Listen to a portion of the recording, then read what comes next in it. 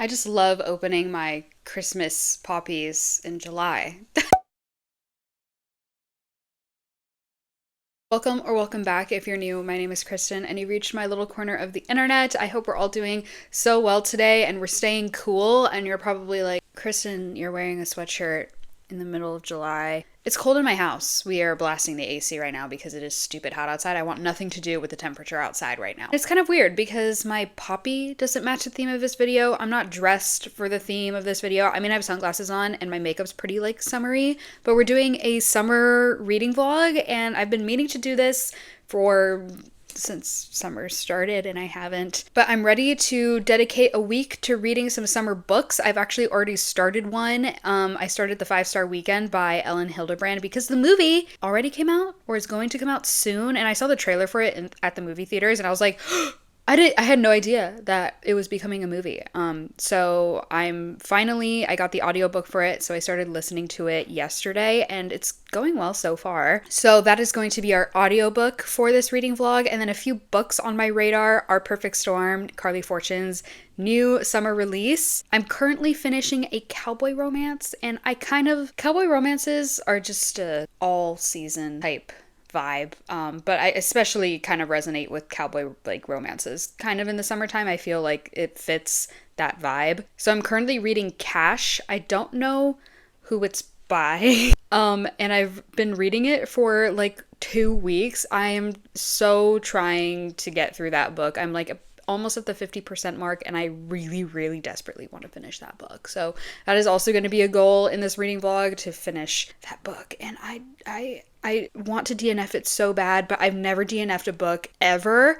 And now with this streak going so long, I don't know if I will ever DNF a book. I know there will come maybe a day when I do. I'm just rambling now. I need to shut up. Anyway, so I need to finish Cash during somewhere in this reading vlog. Our Perfect Storm, like I mentioned, and then also on my not summer TBR, on my July TBR, I have You with a View by Jessica Joyce. So maybe we can fit this one. It's right here. Maybe we can fit this one in here as well. It's a road trip type vibe, and it's the cover screams summer to me, so I'll take it. So let's not delay this any further. I have to go downstairs and start cooking dinner. So I think I'm gonna pop in 5-Star Weekend, and we can continue listening to 5-Star Weekend and go from there. Maybe I'll have to read some of Cash tonight. I wanted to finish it today, but I don't think that's gonna happen. I just wanted to sit down, get the intro to this reading vlog done and dusted. We can start this summer reading vlog. I hope I bring all the summer vibes. I don't know if I'll go to the beach. I should go to the beach, but I'll hopefully at least read outside by the pool. I should make it a point to do that. Anyway, okay, let's get to reading.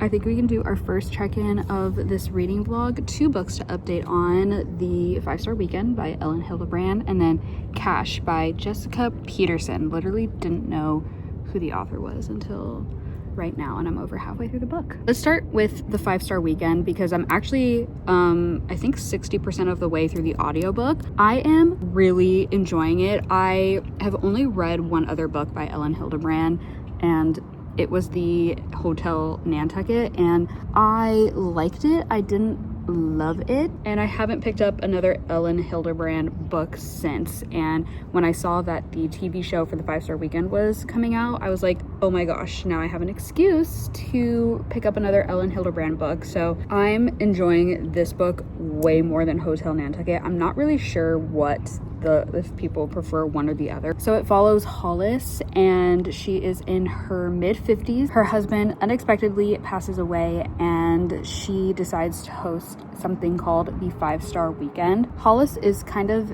a food blogger influencer of sorts. She started a food blog and then it started getting traction, and now she's very popular among like moms and like middle-aged women for her cooking recipes. So she decides to host this fun little idea called the 5-Star Weekend. One of her subscribers gave her the idea after her husband recently suddenly passed away. And basically you invite a friend from every kind of stage of your life. So when you were a child, then maybe your college years, and then you're working, you know, so inviting a friend from every era of your life. And Hollis decides to do that at her house. I believe it's in Nantucket over a summer weekend. So she has her 4 friends staying at her house to host this really awesome weekend to help her with her grief, I guess. So it's an interesting concept, and I really enjoy all the characters together because the only connection that the friends have is through Hollis. Like, they really don't know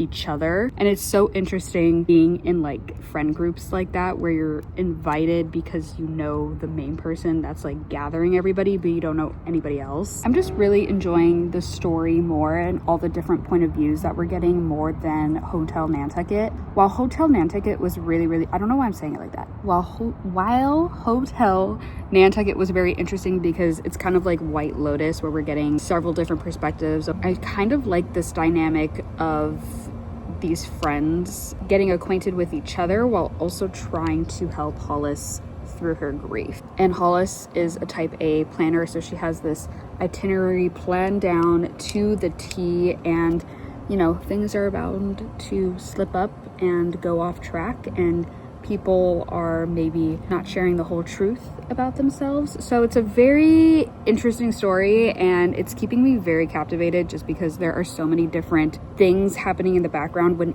with each of the women in the story. And honestly, I really like this as a summer read. It is giving me all the fun Nantucket, like gorgeous vibes with like charcuterie boards and going boutique shopping and drinking champagne. I'm like, I want to go to Nantucket now. So I can really see myself giving this book at least like a 4.25. It is so good. I'm thoroughly enjoying it, and it's getting me back into like my Ellen Hilderbrand, because after I read the Hotel Nantucket, I was like, I don't know if I'm in love with her writing. And I also physically read it. I didn't audiobook it, and I think audiobooking the 5-Star Weekend, I'm enjoying it that much more. And now I really can't wait to watch the TV show. Now let's talk about Cash. Cash I started reading at the end of June. It was just a random pickup that I selected. I had it downloaded on my Kindle, and I was like, I need to look through my Kindle and see what I have picked on here and kind of get through these books. Not that anyone's forcing me to, but I think for just my own sanity, you can only have 30 books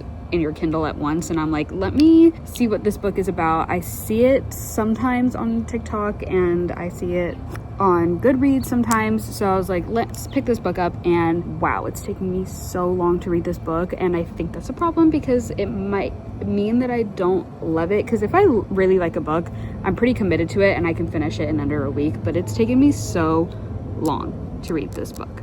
So this follows Cash and Molly. Molly's dad suddenly passes away, and he owns the Lucky Ranch where Cash and his brothers work. And Cash thought that he was going to inherit the ranch, but Molly, being her dad's only child, inherits the ranch. But in order to get her payout and stipend, she has to live on the ranch for a year. Cash absolutely loathes her. From the jump, he hates her, and he is so mean. Oh my gosh, he is so mean and really not willing to give Molly a chance at all. Molly does come off a little bit pretentious at the beginning because she never visited her dad while he was working on the ranch. Her parents were divorced, and Molly and her mom lived in Dallas while her dad stayed at the ranch for majority of Molly's life, and Molly never came to visit. Her dad really never came to visit, but Molly always thought it was kind of like out of ill will her dad never came to visit, and it was just a big miscommunication, I won't lie. So Cash hates that Molly never put in any effort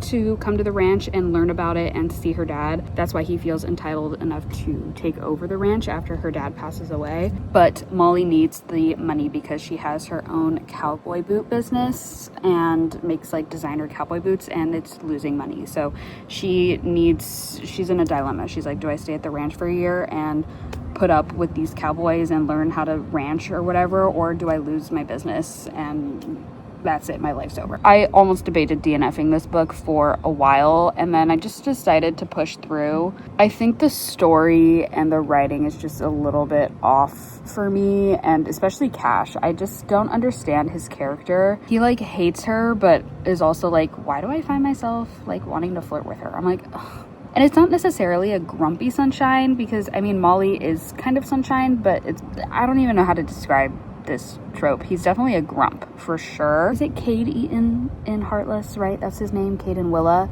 Because Cade, I love Heartless, first of all, is a 5-star read for me, and I absolutely love that book, and I really love Cade, and he is a grump, but I feel like he's like a good kind of grump, and I also feel like him being a dad makes him a little bit softer, because he's a dad, right? I think he's a dad. Cash is just a grump in the most off-putting way, and I don't vibe with it at all. And I mean, they haven't done anything yet, and we're over 50% of the way through the book. I don't know. Right now at this rate, I'm really just trying to finish this book. I have, I think, 150 pages left, so I really just want to knock out this book and get it done. We'll see how it progresses, but honestly, at this point in the book, if I'm expecting everything to, the writing just to, it's not, I just don't love it.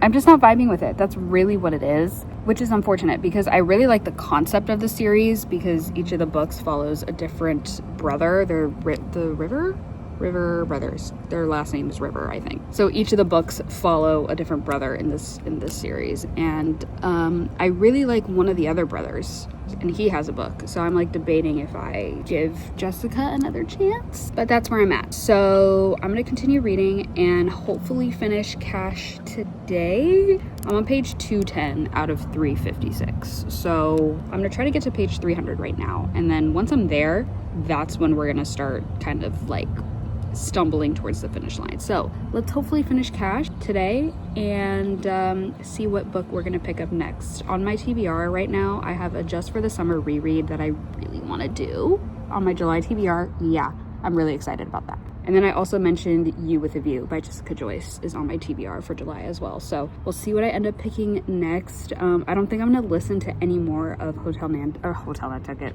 of the 5-star weekend today. I listened to it on my walk down to the farmer's market this morning, which was really, really nice. So I made a good dent in that, which I'm really stoked about. But I don't even know what audiobook I would do after finishing the 5-star weekend. Okay, let's continue reading. That is the first little check-in of this summer reading vlog.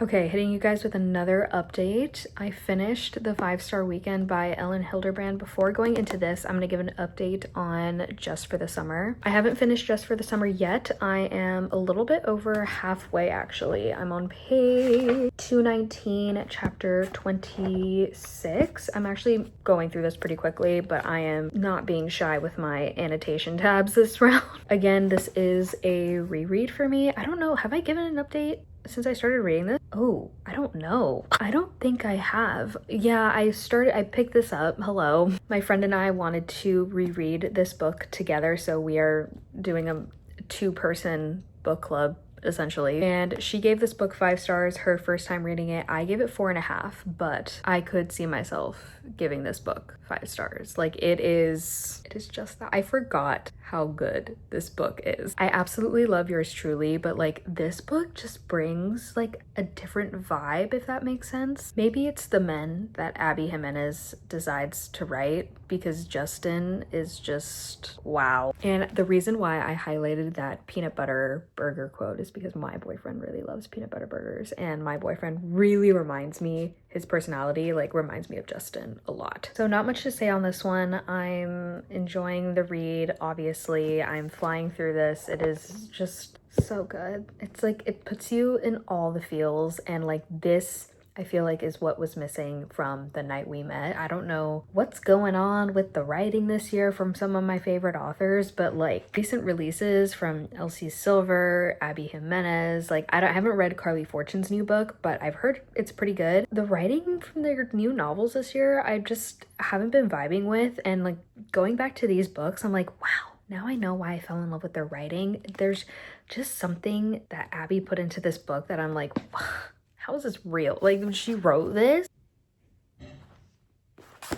I need to stop reading.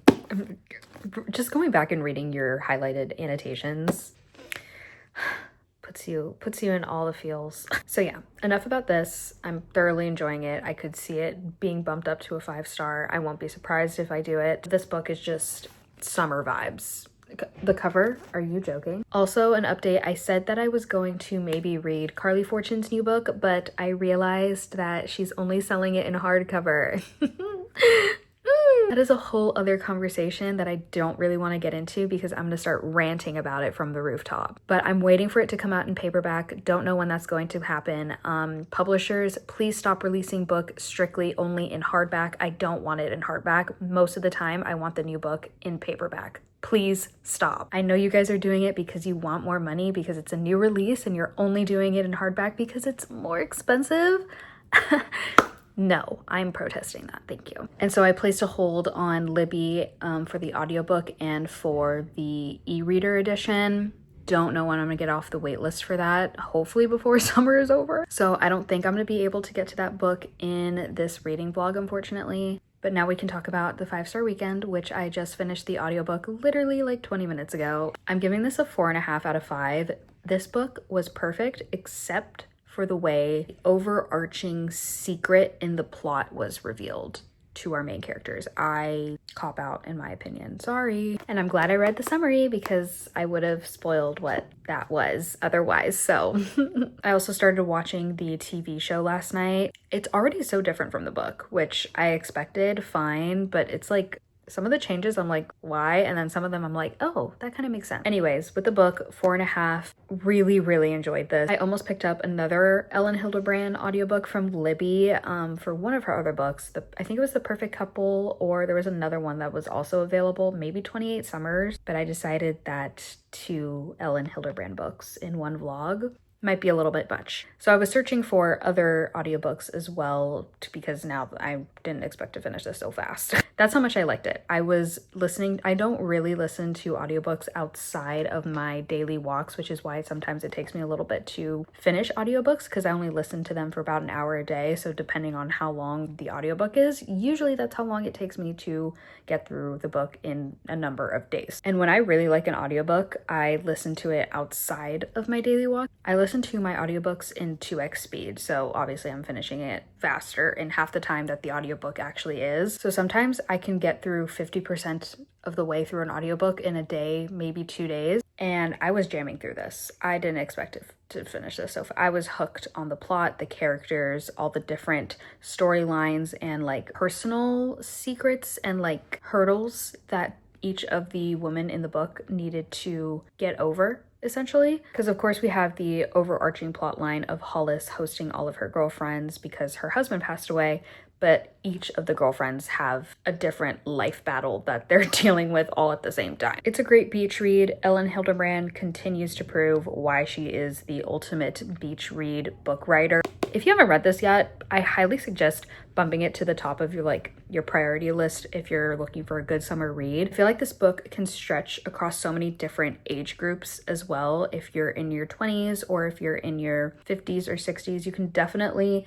any woman of this age, I mean anybody can read this book, but I think it covers a large base of age group. Is that a good way to say it? A wide variety of ages can enjoy this book, which is something I really appreciate about Ellen Hildebrand and her writing. So yeah, 4.5 stars. Really enjoyed it. I was shocked that I was going to enjoy it this much. I basically only borrowed the audiobook because I saw that the TV show was coming out, and I was like, I'm always looking for a new TV show to watch, but me being stubborn, I'm like, if it's a book, I need to read the book before. But it's cool because now everything's so fresh in my mind watching the TV show. I'm like, I know what's been changed and I know what's remained the same. And Jennifer Garner is doing a great job playing Hollis as well. So finally finished this, which means obviously I have another audiobook to binge during this reading vlog. I saw that Happy Place was available to borrow, and I've read Happy Place. I don't remember a single thing about it. I read it a couple of years ago, I think when it first came out, and I wasn't vibing with Emily Henry at the time, but now I'm on the Emily Henry choo-choo train. Love her books now. But it would be a reread, and I'm already doing one reread in this reading vlog, which is why I'm like, I don't know if I want to do it. But it's also a skip the line audiobook, so I only have 7 days to listen to it.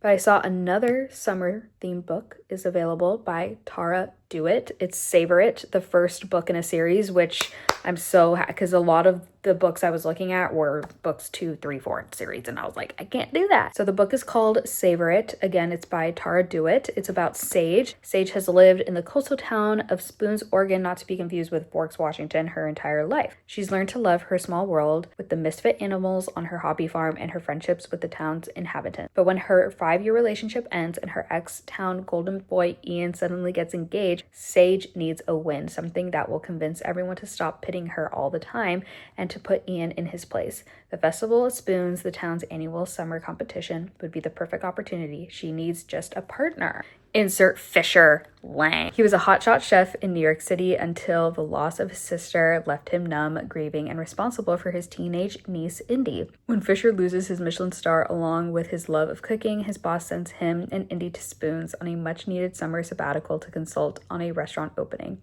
But when clashes with the townspeople threaten his last chance to redeem himself, and a kiss with his new neighbor Sage leads to dating rumors, a strategic alliance might just be the best way to turn things around. A deal is struck. Sage will improve Fisher's image in the eyes of the town and remove the roadblocks he is facing with the restaurant, and Fisher will be Sage's partner for the competition. But as their pact quickly turns into steamy rendezvous, emotional wounds begin to heal, and the pair tries to savor every moment. They start to realize that summer is racing by much faster than they would like. Sign me up! I think that's going to be our next summer audiobook for this reading vlog, and I'm so excited because I've never read anything by Tara Dewitt before, and I know she's a pretty popular romance author right now. And this is the first book in the Spoons Oregon series. There's Savor It, Left of Forever, and Lost and Found, which I don't think is out yet. Oh yeah, okay, so she has a new book in this series coming out on the 4th of August. Okay, cool. So I think we're gonna do that. Those are the updates I have for you right now. Sorry I was such a rambler in this update, but let's continue this summer reading vlog. Vibes are high. I've been reading outside. I'm getting a little bit of a tan, hey.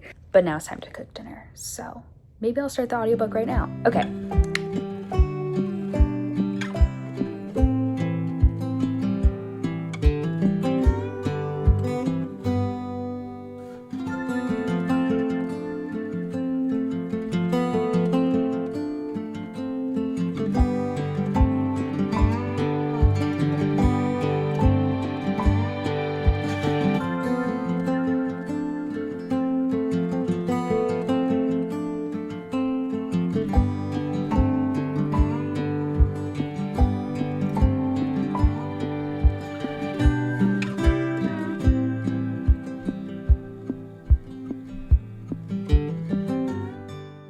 If you've made it this far and you're seeing this video somehow made its way onto YouTube. Wow. So if you missed my little community post that, you can post little message updates on your YouTube channel, I wrote a little post saying while editing this reading vlog, my computer and my hard drive crashed and I lost all the footage. Yeah, because I film everything on my phone, I still had all of the content on my phone. I also still had it downloaded onto my laptop somehow. But my external hard drive that houses all of my videos crashed. I have 2. I had 1 terabyte hard drive that I used last year, and then I thought it got full, but apparently there was more storage on it. My 2 terabyte hard drive, however, is the one that crashed and failed and died, and it's over now.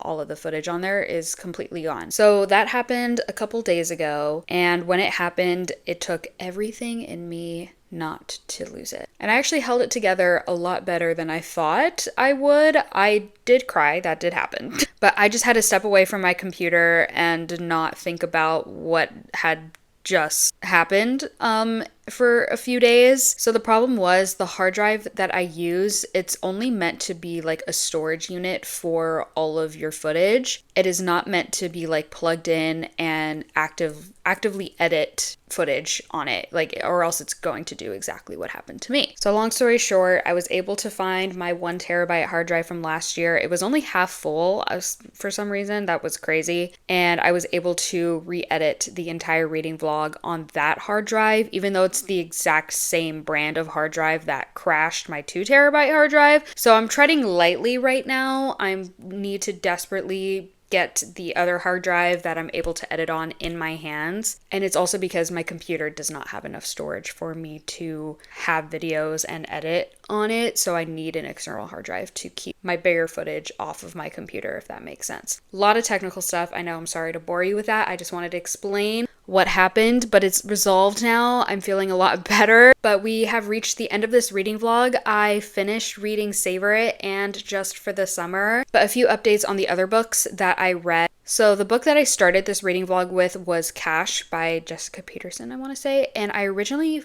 gave it a 3 stars. When I finished it, I am lowering it to a 2.5. I didn't like that book. I just didn't vibe with it. The writing, not my style. It was just no substance. It wasn't good, and I don't know if I will be continuing any more books from her. We'll see. It does help that they are Kindle Unlimited books, so if I need something to grab, maybe, but it's just, I just didn't vibe with it. It wasn't even one of those like fast reads where I'm like a little bit addicted to the story. No, I was truly trudging through that book. And then the 5-star weekend, I'm still sticking with my, I think, 4.5 rating. Obviously, I will be talking about these books again in my July reading wrap up, but I started the show, very cute. My only qualm with the book was I just didn't love how the overarching plot line of the book was kind of revealed to all of our characters. I wish it was done a little bit differently. I feel like it was kind of like a cop-out reveal. So 4.5 for that one. Savor It by Tara Dewitt. My first Tara Dewitt book. Super exciting. Thoroughly enjoyed it. I'm giving it a 3.25 out of 5. It's not a memorable book by any means. It was a cute story. I did audiobook it. I was reading some Goodreads reviews, and some people were complaining about how long the inner monologues were in the book. I didn't physically read it, so I didn't really take any note of the inner monologues. I was just when I'm audiobooking, it feels like I'm just listening to a podcast. So I didn't notice the long inner monologues, but I'm sure if I had physically read the book, I definitely would have noticed, and I probably would have kept it at around a 3.25 anyway. It was a cute story. For me, Sage was cool and Fisher was a little bit dull. He kind of just like followed Sage around everywhere. And I get it. That was kind of like the point of his character, because Sage was trying to help him get on the small town's good side, because he's an out-of-towner and he's kind of bringing this new restaurant into the small town, and people are like, bah humbug, like, why are you coming into our small town, blah blah blah. It was cute, small town summer vibes, and the writing it was okay. There was nothing to write home about with this book. I do want to read other Tara Dewitt books, because there were a lot of little breadcrumbs about other potential future couples for other books. So I'm interested in more Tara Dewitt books later down the line, of course. But yeah, 3.25 for Savor It. And then my reread, Just for the Summer by Abby Jimenez. I originally gave it a 4.5, but upon my reread, I'm giving it a 5-star. I was not shy with the tabbing this time around. 5 stars. This book is fan-frickin-tastic. No notes. But that is the end of this summer reading vlog. I hope you guys had fun. I'm so sad this is going up way later than it's... you know what? It's going up. It made it to the internet. I'm just glad that it's done. If you guys like this video, please don't forget to give it a like. It really helps out the channel. Thank you so much. Comment down below maybe your favorite read so far of summer, or if there's another summer book that you're looking forward to reading. Please let me know, and subscribe, please, so you can come back and watch more of my videos. Actually, at the end of this video, YouTube is going to recommend 2 videos from my channel that I recommend you watch. So if you want to keep binging my channel, check out those 2 videos. The links to all my social media, the links to all my social media are linked down below, including my Goodreads and Fable. If you want to friend request me on Goodreads, I will accept your friend requests. And if you want to follow me on Fable, I will follow you back on Fable. And I'm wearing these glasses because I have a crazy eyeshadow look on. If you don't follow me on TikTok, I have a weekly eyeshadow series called Wheel of Eyeshadow Wednesday. So you can check that out every Wednesday if you like makeup. But that is the end of this video. That is all from me. And yeah, okay. I hope to see you guys in another video soon. All right, bye.